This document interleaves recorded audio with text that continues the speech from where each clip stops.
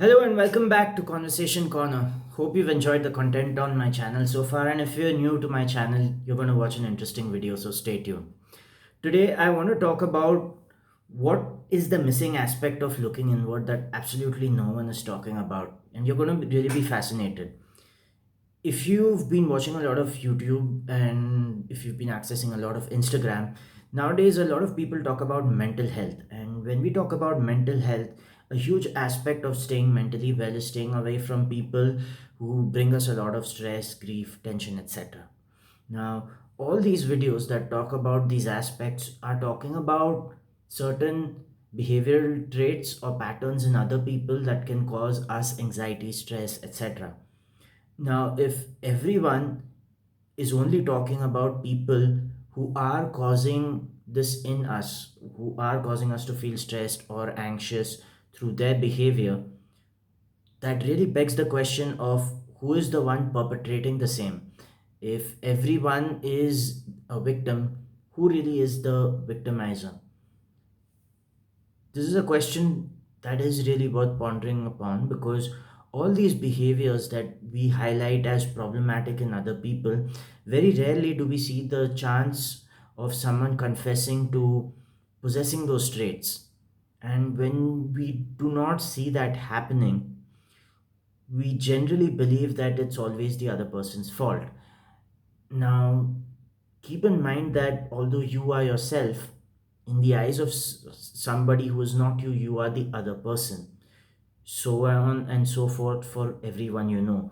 Everyone is themselves in their own eyes, and someone else is the other. So the other is who's being blamed all the time for the interpersonal conflicts that are taking place. When this gets solved, or when this hopes to be solved, people imagine that there will be peace. But what they are missing is they too are an other in the eyes of someone else.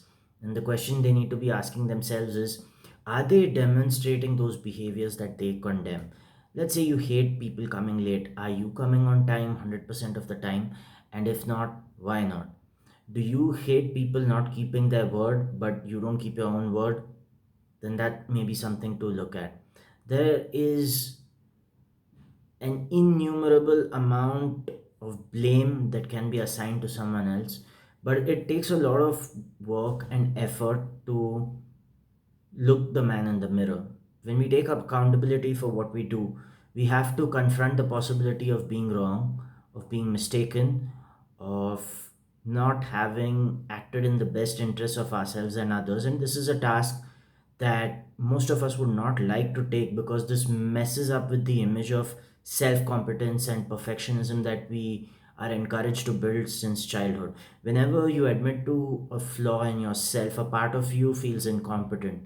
That's quite understandable because we've always associated competence with performance to the point that they're considered to be synonymous, and we've not given ourselves the chance to be flawed, which is why anytime you see these videos relating to behaviors that are red flags in other people, try and ask yourself if you have been demonstrating the same, and if so, what you can do to stop this.